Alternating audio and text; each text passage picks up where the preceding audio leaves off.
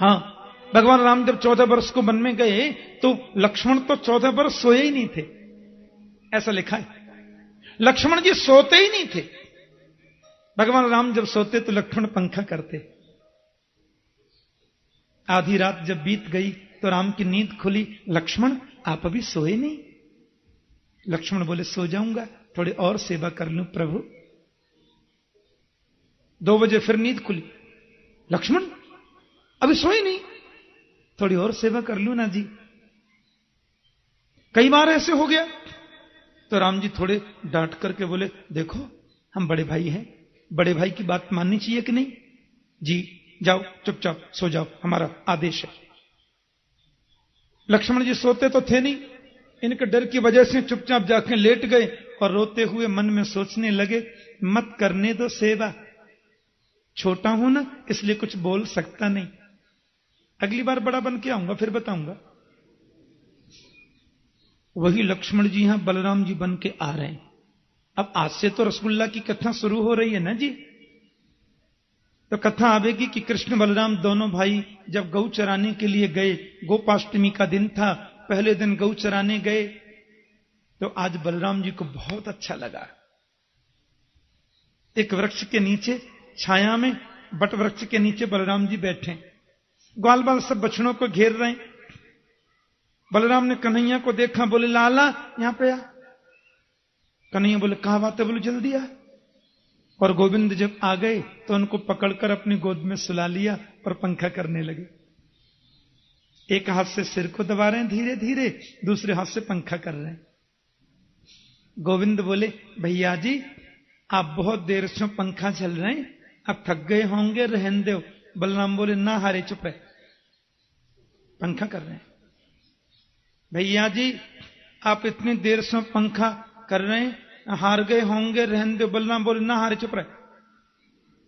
बड़ा भाई हंसी बोलता है।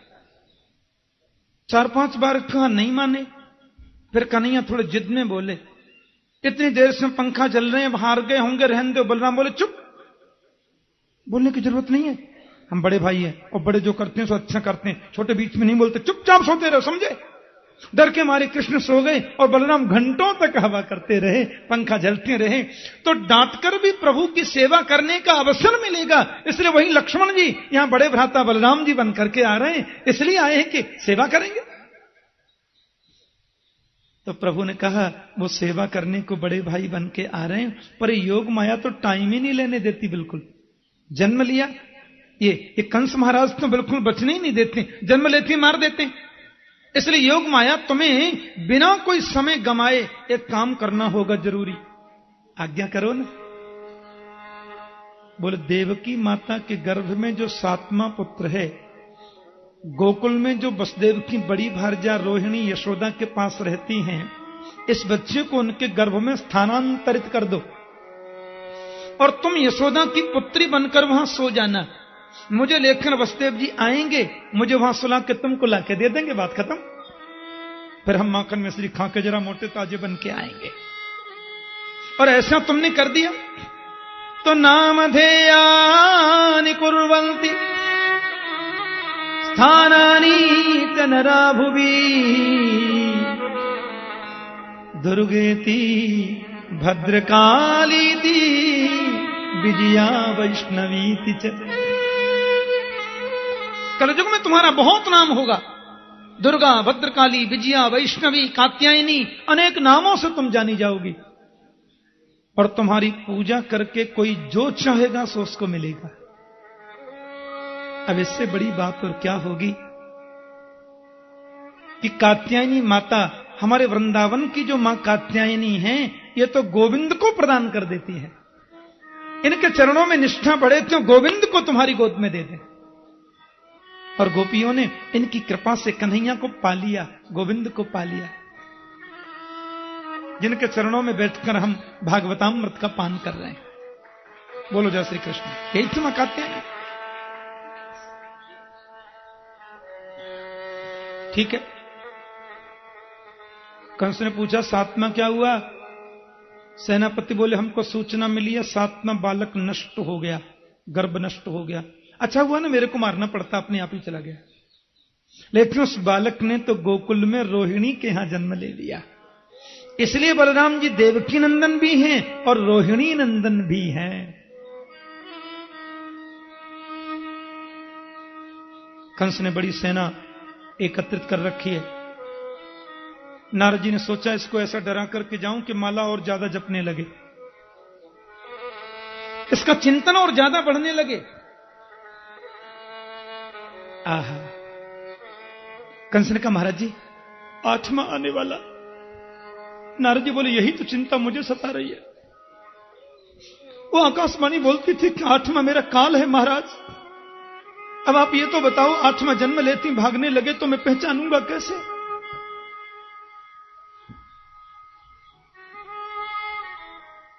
नारद जी बोले वो काला काला होगा,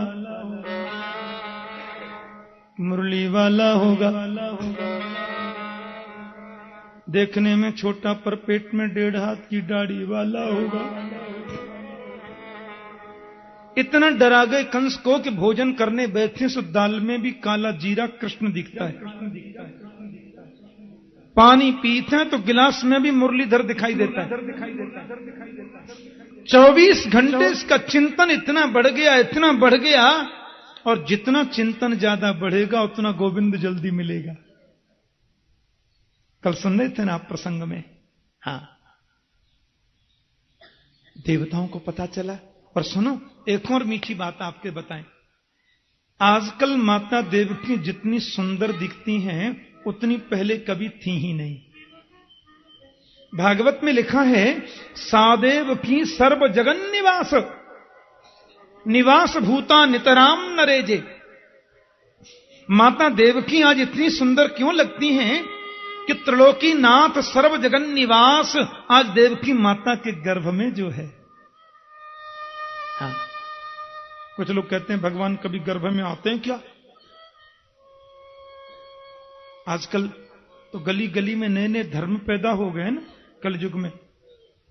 कलयुग के पाखंड से लुप्त होए सदग्रंथ, दंभिन निजमति कल्पिकर प्रकट किन्न बहुपंथ। नए नए धर्मों का आविष्कार हो गया है। हाँ, अब तो भगवान ही रक्षा कर सकता है। मैं कहीं कथा कर रहा था, एक सज्जन मेरे पास आए, बोले आपसे शास्त्रार्थ करना है। मैंने कहा हम तो शास्त्र ही नहीं जानते तो अर्थ क्या करेंगे? नहीं नहीं, आपसे कुछ आदान प्रदान करना है विचारों का। मैंने कहा कर लो भाई जी। बोले आप लोग राम जन्म मनाते हैं, कृष्ण जन्म मनाते हैं और उनको फिर भगवान भी कहते हैं। एक बात बताओ, भगवान कभी किसी के गर्भ में पेट में आता है क्या? मैंने कहा ओ भले आदमी, पेट में आने से जो भगवान ही नहीं रहे वो भगवान ही नहीं होता। बोलो जय श्री कृष्ण। मैंने कहा 1 घंटा नहीं, 2-4 मिनट नहीं, पूरा 9 महीना वो गर्भ में रहता है, फिर भी 120% भगवान है। कर्तुम अकर्तुम अन्यथा कर्तुम समर्थ ईश्वर। ईश्वर वो है जो नहीं करने पर भी सब कुछ करे और करने के बाद भी कुछ नहीं करे। जन्म कर्म च मे दिव्यम एवं यो वेत्ति तत्त्वतः। मेरा जन्म दिव्य है, मेरा कर्म दिव्य है, तो जिस गर्भ में मैं आता हूं वो गर्भ भी दिव्य है। तो गर्भ में आने से भगवान नंबर 2 पे आ जाए ऐसी बात नहीं है, वो तो 101 नंबर पे ही रहता है। भागवत में लिखा है कि दुनिया में सबसे छोटी चीज यदि कोई है तो भगवान है, और दुनिया में सबसे बड़ी चीज कोई है तो केवल कन्हैया है, केवल भगवान है। अणोरणीयान महतो महीयान, ऐसा लिखा भागवत। चैंटी के पैरों में बंधा हुआ घुंघरू और हाथी के कंठ में बंधा हुआ घंट, इन दोनों की आवाज मेरे गोविंद को सुनाई देती है। बोलो जय श्री कृष्ण। अब कितनी बड़ी चेंटी, कितना बड़ा उसका पैर, कितना बड़ा घुंघरू और कितनी उसकी आवाज, यह भी वो सुनता है। और हाथी के गले में बंधे बहुत बड़े घंटे की आवाज भी सुनाई देती है, क्योंकि उसको चेंटी के घुंघरू की आवाज सुनने को आना नहीं पड़ता, वो चेंटी के अंदर भी रहता है। बोलो जय श्री कृष्ण। तो गर्भ में क्यों नहीं रह सकता? देवताओं को पता चला कि भगवान आने वाले, तो भगवान की स्तुति गाने के लिए देवता आ गए। हाँ, और सुनो, ये भागवत के 10वें स्कंद का जो दूसरा अध्याय जिसको अभी हम सुना रहे हैं, इसका नाम है गर्भस्तुति। विष्णु स्तुति नाम नहीं है इसका, नाम कृष्ण स्तुति नहीं है, नाम है गर्भस्तुति। क्यों? तो क्या हुआ, एक बार ये गर्भ रोता रोता भगवान की शरण में गया। भगवान ने कहा कौन है? सेनापति बोले कोई गर्भ जी आए हैं। कन्हैया बोले कहिए गर्भ जी। अब वो बोले कम और रोवे ज्यादा। भगवान बोले क्यों रोते, क्या तकलीफ है? सिर पे हाथ रख दिया, उसको बिठाया, क्या कष्ट है तुम्हें? बोले जितने महामंडलेश्वर हैं सब हाथ धोकर मेरे पीछे पड़ गए, जितने प्रवक्ता हैं, प्रवचन करने वाले हैं, सब मेरे पीछे पड़ गए, जितने महात्मा हैं, जितने संत हैं, जितने जगत गुरु हैं, सब मेरे पीछे डंडा लेकर पड़ गए। बोले क्यों? बोले 5 मिनट भी कोई उपदेश करेगा तो एक बात जरूर कहेगा, ऐसा कर्म करो जिससे गर्भ में कभी नहीं आना पड़े। गर्भवास समम दुखम न भूतो न भविष्यति। गर्भवास जैसा दुख न कभी हुआ न कभी होगा। गर्भ में मत आओ, मुक्ति पाओ। मैं इतना बुरा हूं तो आपने मुझे बनाया क्यों? भगवान बोले हे गर्भ जी, सारी दुनिया तुम्हारी निंदा करती है जी, लेकिन हम जब गर्भ में आएंगे तो देवता भी तुम्हारी स्तुति गाएंगे। तुम्हारा उसका नाम हो जाएगा गर्भस्तुति। इसलिए ये विष्णु स्तुति नहीं है, गर्भ की स्तुति है। सीधी बात क्या है कि मेरे गोविंद से जिसका संबंध जुड़ जाए वो हर चीज बंदनीय हो जाती है, चाहे वो गर्भ ही क्यों न सही। बोलो जय श्री कृष्ण। तो निंदा का पात्र जो गर्भ है, उस गर्भ का भी तो मान बढ़ाना था प्रभु को। और रामायण में तो एक बड़ी विचित्र बात लिखी है। भागवत में तो कल हम ये मान लें कि चलो भगवान घंटे 2 घंटे पहले ही आ गए होंगे, लेकिन रामायण जी में तो लिखा है कि जिस दिन से श्री राम माता कौशल्या के गर्भ में आए, तब से नितनव मंगल मोद बधाई। जिस दिन से राम जी गर्भ में आए हैं, उस दिन से नित नए मंगल हो रहे हैं। आहा, बधाइयां हो रही हैं। तो जन्म कर्मच में दिव्यम एवं यो वेत्ति तत्वत। उनका जन्म भी दिव्य है, कर्म भी दिव्य है। तो जिस गर्भ में मेरे गोविंद आते हैं, वो गर्भ भी दिव्य है, वो गर्भ भी मंगलमय है। इसलिए देवताओं ने भगवान की बहुत सुंदर गर्भस्तुति गाई। बड़ी सुंदर गर्भस्तुति, इसका नाम गर्भस्तुति है। अच्छा, आप लोग मेरे संग थोड़ा गर्भस्तुति का गान करें और भगवान से कहें महाराज 2 बजे से पीले पीले पहन करके बैठे अब थे, जल्दी पधारो। आइए भाव से गाते हैं।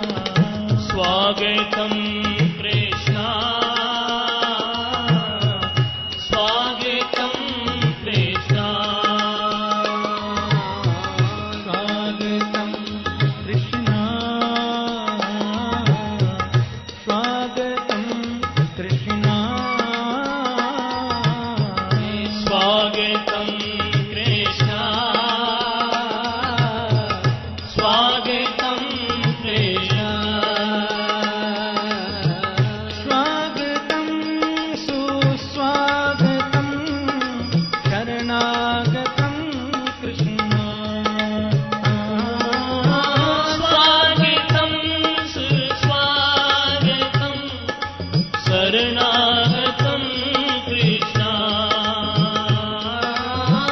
स्वागतं सुस्वागतं शरणागतं कृष्ण स्वागतं सुस्वागतं प्रेम से गाइए शरणागतं कृष्ण स्वागतं कृष्ण स्वागतं कृष्ण स्वागतं कृष्ण स्वागतं कृष्ण कृष्ण स्वागतं कृष्ण स्वागतं कृष्ण स्वागतं कृष्ण स्वागतं कृष्ण सत्यव्रतं सत्यपरं त्रिसत्यं सत्यस्य योनिं निहितं च सत्ये सत्यस्य सत्य सत्यसत्येतं सत्यामृतं त्वां शरणं प्रपन्ना एकायनोऽसौ द्विफलस्त्रिमूलः चतुरसः पञ्चविधः शरणात्मा सप्तत्वदष्टधिष्ठितको नवासो विसर्जते दीर्घगो याति स्वागतं कृष्ण स्वागतं कृष्ण स्वागतं कृष्ण हरि बोल स्वागतं कृष्ण कृष्ण स्वागतं कृष्ण स्वागतं कृष्ण स्वागतं कृष्ण स्वागतं कृष्ण स्वागतं सुस्वागतं शरणागतं कृष्ण स्वागतं हरि बोल स्वागतं शरणागतं कृष्ण स्वागतं सुस्वागतं शरणागतं कृष्ण स्वागतं सुस्वागतं शरणागतं कृष्ण स्वागतं सुस्वागतं शरणागतं कृष्ण स्वागतं सुस्वागतं शरणागतं कृष्ण स्वागतं कृष्ण स्वागतं कृष्ण स्वागतं कृष्ण स्वागतं कृष्ण स्वयंभुजाक्षाखिल सत्त्वधाम्नि समाधिराव वयसतचैतसेके तत्पादकोटेन महत्कृतेन कुर्वन्ति वो वत्सपदं भवामि स्वागतं कृष्ण स्वागतं कृष्ण स्वागतं कृष्ण स्वागतं कृष्ण दिष्ट्याम्बते कुक्षिगतः परपुमान् दिष्ट्याम्बते कुक्षिगतः परपुमान् अंशेन साक्षात् भगवान् भवाय मा भूद्भयं भोजपतेर्मुमुक्षो गोप्ताय दूनां भविता तवात्मज स्वागतं कृष्ण स्वागतं कृष्ण स्वागतं कृष्ण हरि बोल स्वागतं कृष्ण स्वागतं कृष्ण स्वागतं कृष्ण स्वागतं कृष्ण स्वागतं कृष्ण स्वागतं कृष्ण स्वागतं कृष्ण स्वागतं कृष्ण स्वागतं कृष्ण स्वागतं कृष्ण स्वागतं कृष्ण स्वागतं कृष्ण स्वागतं कृष्ण स्वागतं कृष्ण स्वागतं कृष्ण स्वागतं कृष्ण स्वागतं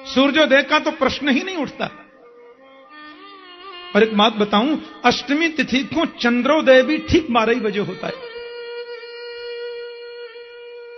तो जिस समय गोविंद का प्राकट्य हुआ उसी समय आकाश में चंद्रोदय हुआ, और चंद्रमा घटाओं में छुप करके इस झांकी को देखने के लिए उत्साहित लालायित है। और गोविंद जैसी देखो, कंस भी सो रहे हैं, उनके पहरेदार भी सो रहे हैं, सब सैनिक भी सो रहे हैं, पूरे ब्रजमंडल में, पूरे संसार में सब लोग सो रहे हैं, केवल वसुदेव देव की जगह है और आकाश का चंद्रमा आनंदित हो रहा है। और गोविंद जब प्रकट होकर के पधारे, आइए हम लोग सब नेत्र बंद करें एक क्षण और कन्हैया की उस झांकी का दर्शन करें। तमद्भुतम् बालकमम्बुजक्षणम्